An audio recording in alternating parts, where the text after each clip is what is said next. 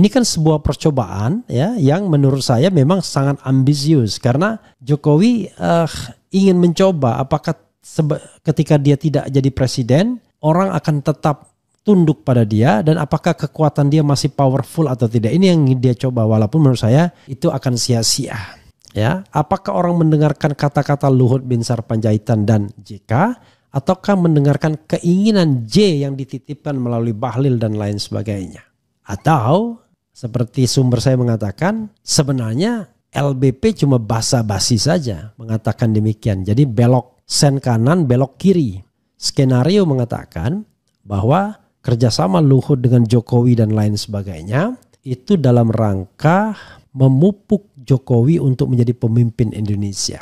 Jadi talent scoutingnya Luhut sendiri bukan Jokowi yang kemudian naik begitu saja. Jadi Luhut jadi kita ini apa yang ditertawakan oleh oleh Rocky Gerung, oleh Kodari ini ya.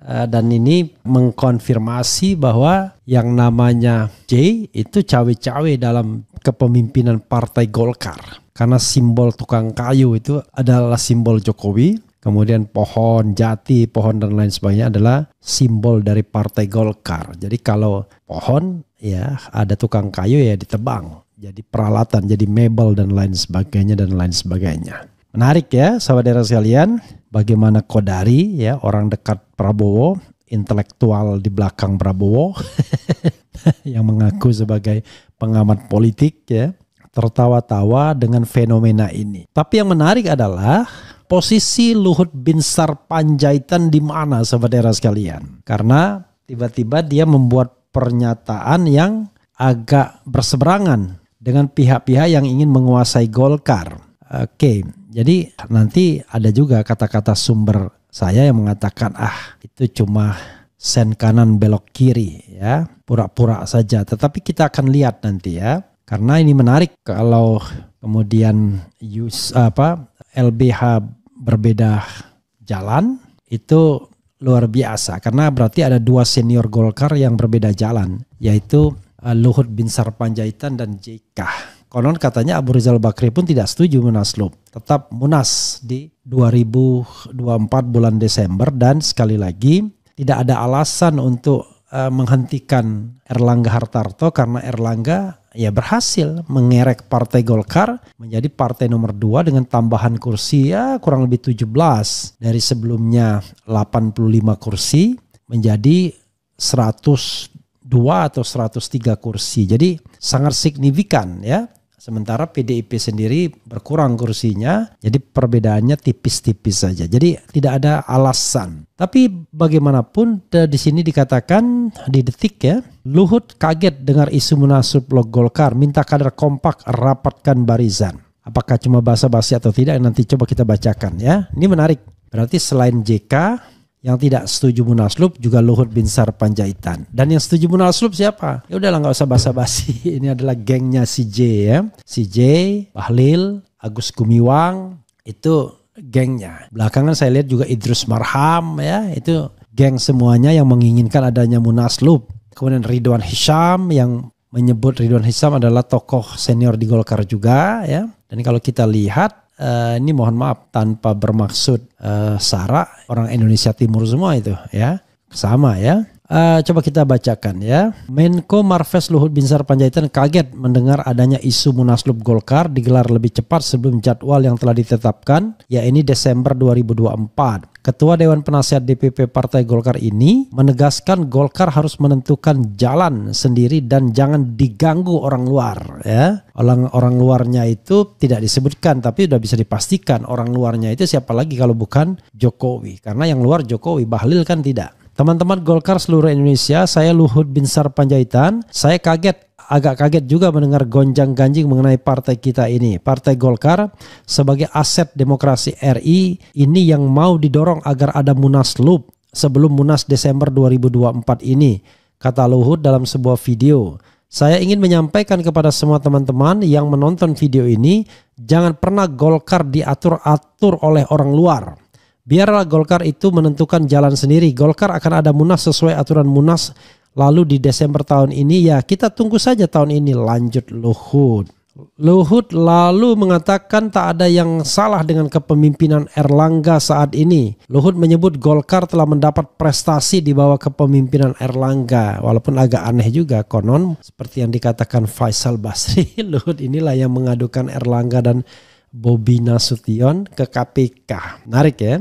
Yang kedua, saya ingin sampaikan apa yang salah dengan Ketum Golkar. Saudara Erlangga, saya di kabinet sama-sama dengan dia. Dia melaksanakan tugas yang baik dan menurut saya Golkar dalam kepemimpinan dia itu mencapai prestasi yang cukup baik, ucapnya. Kalau ukurannya kursi, iya. Tetapi persoalannya sekali lagi, Golkar sendiri juga dibos oleh Jokowi juga kan. Luhut mengajak semua kader untuk solid mendukung ADART partai dan mendukung hasil keputusan pada Munas 2023. Ia meminta seluruh kader untuk tidak goyah diatur oleh siapapun. Kita harus kompak di Golkar ini, jangan pernah mau diintimidasi oleh siapapun dari luar untuk tujuan pribadi atau untuk tujuan lain yang membuat Golkar itu jadi tidak solid. Saya imbau kepada semua teman, ayo rapatkan barisan. Mari kita mendukung ADART dan hasil keputusan Munas lalu, apapun Golkar itu tetap harus solid. Saya percaya kita semua akan solid, ujarnya. Luar biasa ya, ini jauh lebih strong dibandingkan JK, karena kalau JK kan hasil interview di Metro TV, tapi ini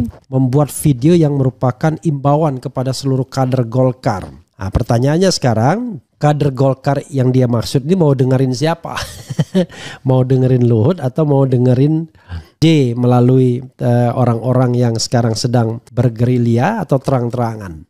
Coba kita lihat misalnya konstelasi terakhirnya ya, sambil kemudian kita lihat apakah benar imbauan ini serius atau cuma lip service atau basa-basi ya. Nih sebagai contoh, Idrus Marham klaim 34 DPD dukung Bahlil, Lahadalia jadi ketua umum Golkar. Mulai ya, eng. Kemudian politikus PDIP sebut video ini bukti Jokowi cawe-cawe dongkel Erlangga dan dari Golkar. Itu video Kodari ya, yang tadi kita kita putar, dan itu menunjukkan bagaimana Kodari dan seperti biasa ya, total politik ya. Kita tidak tahu jadi jubir siapa, ketawa-ketawa hahaha, cerita mengenai pohon kayu ya, entah itu jati entah itu apa, yang kemudian ditebang oleh tukang kayu dan dijadikan perabotan ya, sambil tertawa-tawa, dan dia mengatakan bahwa perbuatan menebang itu sudah disetujui oleh 08 dan maksudnya Prabowo, dan dilakukan oleh 08 setengah.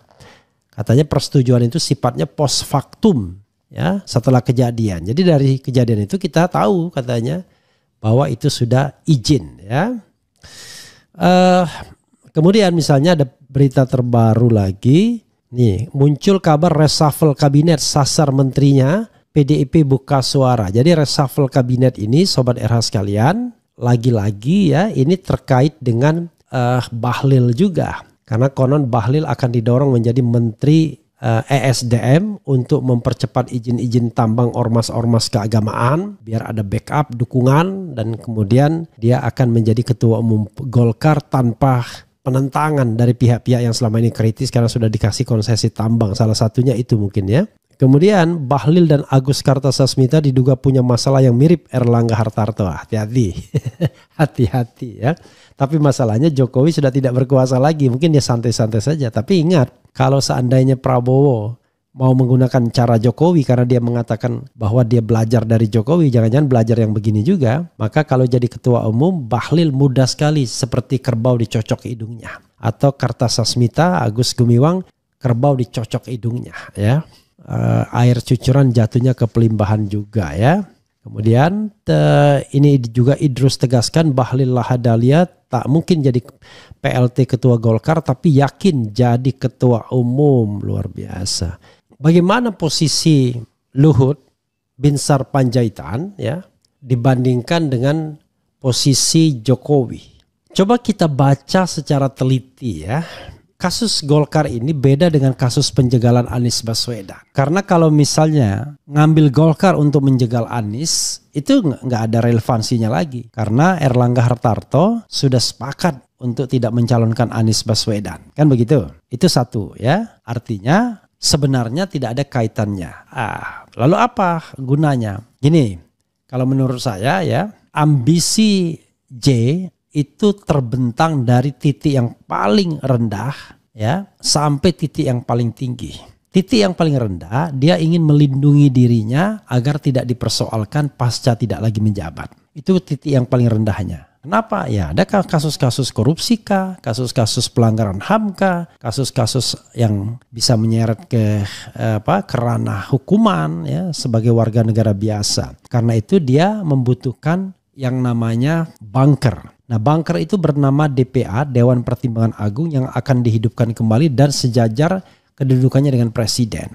Artinya presidenlah yang kemudian menunjuk DPA. Jangan lupa, kalau nanti DPA tersebut ya sudah disahkan undang-undangnya sebelum dia lengser, tapi kayaknya entah bisa apa enggak ya, karena berapa bulan lagi, maka dia akan bisa mengangkat dirinya sendiri sebagai anggota DPA plus orang-orangnya.